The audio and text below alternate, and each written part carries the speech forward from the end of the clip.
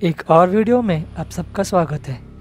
11 मार्च 2011 एक बहुत ही विशाल अर्थक्वेक जिसका मैग्नीट्यूड रिचर स्केल पे 9.0 इतना था, जापानीज मेनलैंड से 72 किलोमीटर ईस्ट पैसिफिक ओशन में पाया जाता है। यह भूकंप इतना भयानक होता है कि भूकंप होने के बाद कुछ ही घंटों में एक बहुत ही विशाल सुनामी जिसकी तरंगें लगभग 13 से 14 मीटर इतनी ऊंची थी, फुकुशिमा न्यूक्लियर प्लांट को आके हिट करती है और देखते ही देखते दोस्तों दुनिया का दूसरा सबसे भयानक न्यूक्लियर डिजास्टर होता है। तो आइए दोस्तों इस वीडियो में जानते हैं कि आखिर कैसे हुआ इस दुनिया का दूसरा सबसे भयानक nuclear disaster, Fukushima nuclear disaster. Japan has been hit by its biggest earthquake since An records explosion began. was heard and smoke seen at the power plant. The images of destruction and flooding coming out of Japan are simply heartbreaking.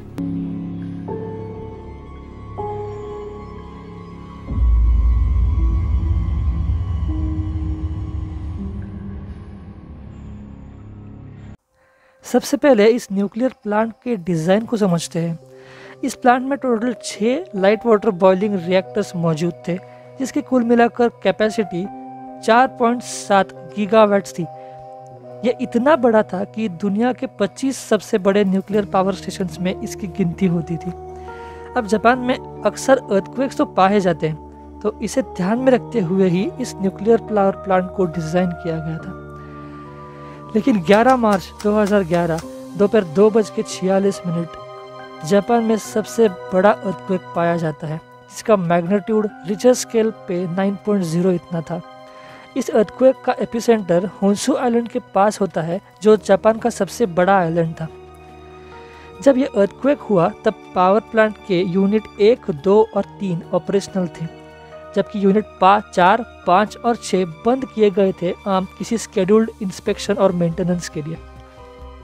जैसे ही earthquake sense होता है, reactors 1, 2 और 3 जो कि electricity produce कर रहे थे, मतलब एक्टिवली चालू थे, वो कंट्रोल रॉड्स इंसर्ट कर देते हैं और ऑटोमेटिकली शट डाउन हो जाते हैं। अब रिएक्टर बंद होने के बाद वो अपनी खुद की पावर से कूलेंट पंप्स नहीं चला पाते हैं और इसी कंडीशन में इमरजेंसी डीजल जनरेटर्स काम आते हैं। इमरजेंसी डीजल जनरेटर्स इसी कंडीशंस के लिए लगाए जाते हैं ताकि ऐसे इमरजेंसी केसेस में अपनी खुद की इलेक्ट्रिसिटी वो पावर प्लांट्स को दे सके ताकि कूलिंग वाटर सप्लाई होने में कोई भी प्रॉब्लम ना हो। अब रिएक्टर 1 से 5 में हर एक रिएक्टर के लिए 2 जनरेटर्स मौजूद थे और 6वें रिएक्टर के लिए 3 जनरेटर्स मौजूद थे।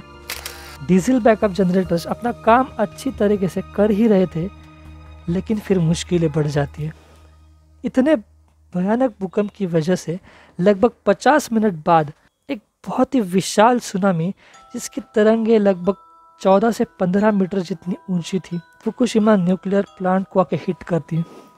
अब फ्लडिंग को रोकने के लिए पावर प्लांट के आजू बाजू सी लेवल के ऊपर लगभग 5.7 मीटर की दीवार थी, लेकिन इस सुनामी के आगे वो किसी काम की नहीं थी। ये पूरा पानी प्लांट में घुस जाता है और जनरेटर रूम्स को पूरी तरीके से फ्लड कर देता है। इसके चलते रिएक्टर्स 1 से 5 इन पांचों रिएक्टर्स के जनरेटर्स काम करना बंद कर देते हैं। लेकिन इस पूरे हादसे में एक राहत की बात यह होती है कि रिएक्टर्स 6 के जनरेटर रूम में पानी नहीं घुस पाता। और जैसे कि मैंने पहले बताया, रिएक्टर 6 में टोटल 3 जनरेटर्स मौजूद थे। इससे ये फ़ायदा होता है कि इस जनरेटर का इस्तेमाल रिएक्टर 5 को कूल करने के लिए इस्तेमाल किया जा सकता है। लेकिन रिएक्टर 1 से 4 में कंप्लीट ब्लैकआउट हो चुका था। ये चारों रिएक्टर्स अपना एसी पावर खो चुके थे। इसके साथ साथ रिएक्टर्स 1 और 2 अपना डीसी पावर भी खो चुके थे, यानी कि ये कंप्लीट ब्लैकआउट में चले गए थे। इतना सब होने के बाद भी स्टीम से चलने वाले पंप्स थोड़ी देर तक रिएक्टर 2 और 3 को ठंडा रखने में काम कर रहे थे, लेकिन वो भी धीरे धीरे बंद हो गए। कूलिंग बंद होते ही रिएक्टर्स में टेम्परेचर बहुत बढ़ने लगा।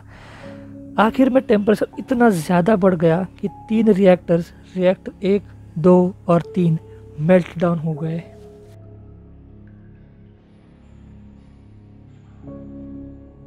पावर प्लांट के कर्मचारी अपनी पूरी कोशिश कर रहे थे ताकि कूलिंग पंप्स वापस शुरू कर पाएँ और अपना वाटर सर्कुलेशन फिर से चालू कर पाएँ, लेकिन तभी उनकी मुश्किलें और ज़्यादा बढ़ती है और जो नहीं होना था, जिसका सबसे ज़्यादा डर था, वो हो जाता है। 3 हाइड्रोजन एक्सप्लोजन्स होते हैं। 12 मार्च 2011 को सबसे पहले रिएक्टर 1 में हाइड्रोजन एक्सप्लोजन होता है और आने वाले दिनों में सबसे आखिर में रिएक्टर 3 में एक और एक्सप्लोजन होता है। अब ज़रा समझते हैं कि ये हाइड्रोजन एक्सप्लोजन हुआ क्यों था।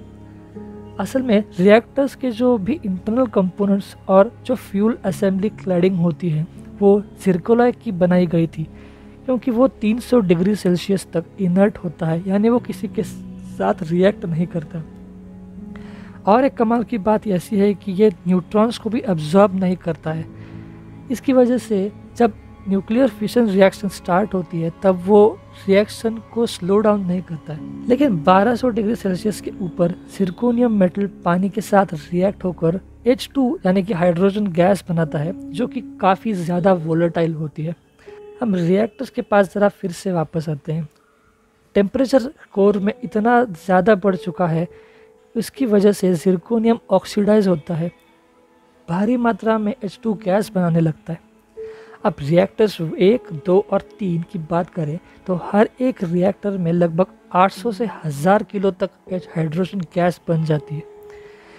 जब इतनी ज़्यादा गैस का प्रेशर बढ़ जाता है तो ये H2 गैस इमरजेंसी वेंट से बाहर निकाला जाता है, लेकिन ये हवा में मिक्स हो जाता है। और जैसे आप सब जानते ही हैं, हवा में वाटर मॉलिक्यूल्स होते हैं, यानी कि अब जो ऊपर रिएक्शन देखी आपने, यहाँ पे वो वर्क हो जाती है। इन सब घटनाओं के कारण दोस्तों हाइड्रोजन एक्सप्लोजन्स हो जाते हैं। 3rd रिएक्टर का धमाका इतना विशाल होता है कि उसे रिएक्टर का छप्पर उड़ जाता है, जैसे कि हमने चेरनोबिल डिजास्टर में देखा था, और भारी मात्रा में रेडिएशंस लीक होने लगते हैं। इस धमाके में 11 कर्मचारी घायल हुए थे। हालांकि एक अच्छी बात यह भी थी कि रेडिएशन की वजह से किसी की जान नहीं गई, लेकिन 1600 लोग जब इवैक्यूएशन का काम चल रहा था, जब ये एक्सप्लोजन्स हुए, तभी इवैक्यूएशन के दौरान मारे जाते हैं। लेकिन इस हादसे की वजह से पानी में भारी मात्रा में रेडियो एक्टिव पोल्यूटेंट्स देखे जाते हैं। इंटरनेशनल न्यूक्लियर इवेंट स्केल यानी कि INES इस हादसे को 7 रेटिंग करते हैं, जिसका मतलब होता है कि हादसे की वजह से भारी मात्रा में कंटामिनेशन हुआ है, जिससे सीरियस हेल्थ और एनवायरमेंटल इफ़ेक्ट्स हो सकते हैं। फुकुशिमा डिज़ास्टर के पहले सिर्फ चेरनोबिल डिज़ास्टर ही ऐसा हादसा था जिसे 7 रेटिंग दी गई थी।